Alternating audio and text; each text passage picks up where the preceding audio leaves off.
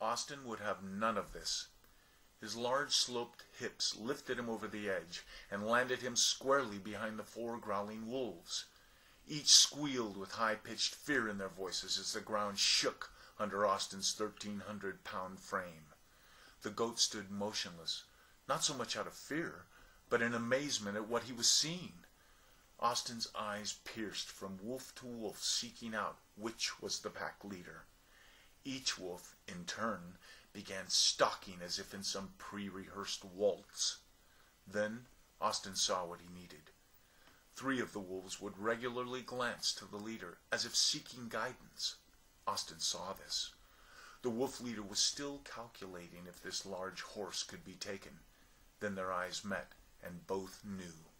The leader wolf lunged forward. Austin spun, kneeling down and summoning every ounce of strength in his body, kicked his powerful hind feet into the air. The whistle of the wind broke as his steel shoes sought their mark. The leader wolf halted in his tracks and began to retreat slowly, his followers in unison. There, in the bottom of a washed-out gulch, somewhere between Wheeler and Shamrock, lost and in a fight for his life, things were not going so well for Austin. He had stumbled into danger while already being in a difficult situation. Even though his predicament had gone from bad to worse, he knew he could not leave this goat that had quietly moved to his side. The wolves stood their ground, aligned, and even angrier that their original prey was now protected. No doubt another horse's odds would not have been as good, but Austin was brave. Deep inside, the wolf leader began to accept the unbearable. This horse was too big and strong for he and his cohorts to risk almost certain injury. They would have to move on and bother someone else in the night. The growls and grumbles ended, and the wolves disappeared into the darkness. "You were in a tough spot," Austin said to the elderly goat. "Glad I was able to help." The old goat began to gingerly move towards the narrow stream for his long-delayed drink. Austin could see that there was a very frayed braid rope wrapped tightly around the goat's gray neck. It looked like it hurt, and his poor neck was noticeably quite red. It had obviously been there for some time. Austin cautiously glanced around to make sure things were safe, lowered his head, and too began drinking the fresh, clear water that briskly and now safely ran through. He said his name was Poppy. His owner was moving from down south up north. Poppy had been tied behind the wagon and had lost his footing. He stumbled, the braid snapped, and the wagon slowly pulled away. A piece of one of his horns had broken off. Poppy did his best to keep up, bellowing out his scream, but soon grew tired and lost sight of his family over the horizon. It's now been a week or so, and he has struggled to merely get by. He had spent his whole life with his family, and now they were gone. Poppy had found a juniper to hide under near the small creek bed, and only came out to drink at night. He would pull off some yucca leaves and eat them in the shade. But Poppy hadn't been so lucky tonight. Those wolves meant business, and he thanked Austin from the bottom of his tired old goat heart for saving him. Austin thought to himself how this poor old goat's life compared to him and his problems. They agreed to both take turns sleeping, standing next to one another until sunlight. Those wolves might come back, and better to stay safe and get rest than travel tired in the night. The next morning, Austin asked Poppy to join him on his journey to Shamrock. Austin knew those wolves would be back, and next time Poppy would not be so lucky. After reassuring Poppy he would be no trouble, the old frail goat agreed, and off they went to the south.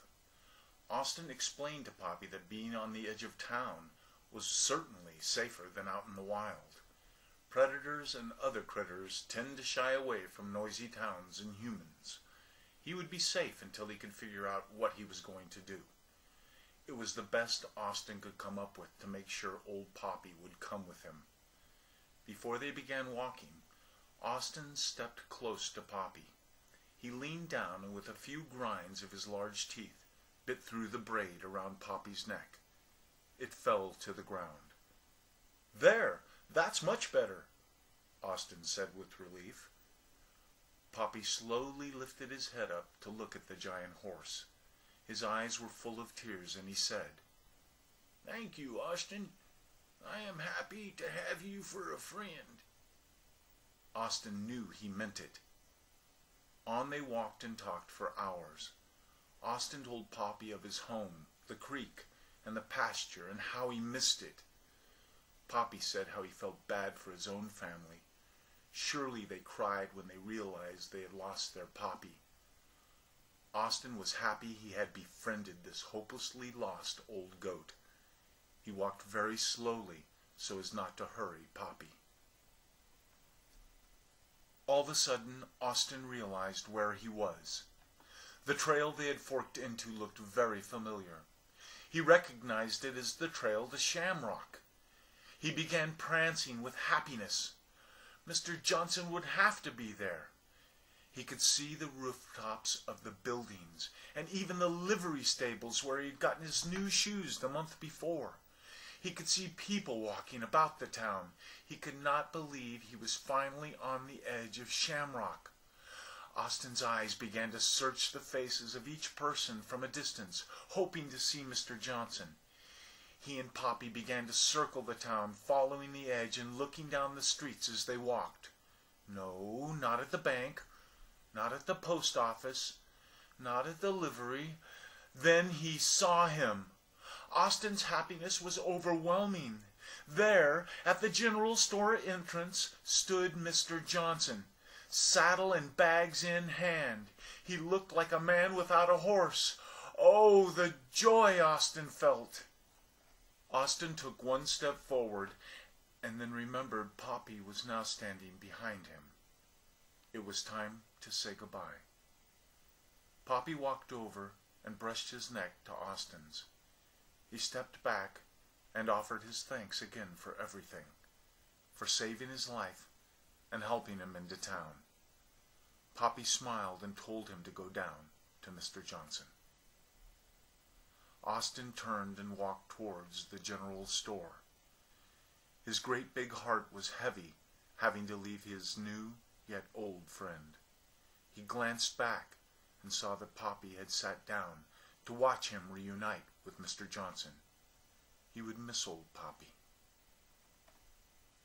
Austin began to trot towards the unsuspecting Mr. Johnson standing on the wooden planked walkway. With a full-lunged neigh, Austin announced his arrival. Mr. Johnson stepped off and ran to Austin, hugging his neck and laughing with joy. His horse had found him. When the pets and the hugs had finally stopped, Mr. Johnson pointed his finger into the air and said, "Wait!" With that, he reached into his leather bag and pulled out a full peppermint stick. Oh, joy, Austin thought, as Mr. Johnson reached out to Austin's mouth with the colorful candy.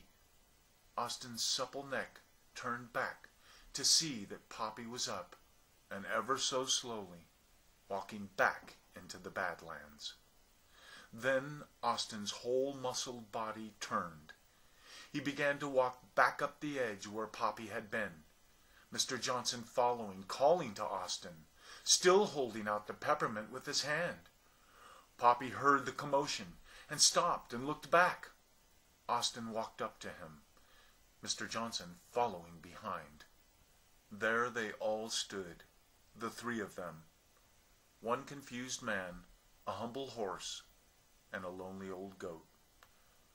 Austin lowered his head and pulled with his lips the peppermint stick from Mr. Johnson's hand. On a large rock between he and Poppy, Austin pressed the sugar stick, cracking it in half. Austin began to bite at his piece. This is what he had been waiting for. The journey was saved. His palate relished the sweet crispness of the mint. Through this joy, Austin stared at Poppy. He then lowered his large horse head, and with his nose nudged the other broken half towards the gray goat. With that, Mr. Johnson said, "It appears you have made a friend on your journey back to me. He is welcome to join us back in Wheeler." Poppy's eyes opened wide. He could not believe it was true.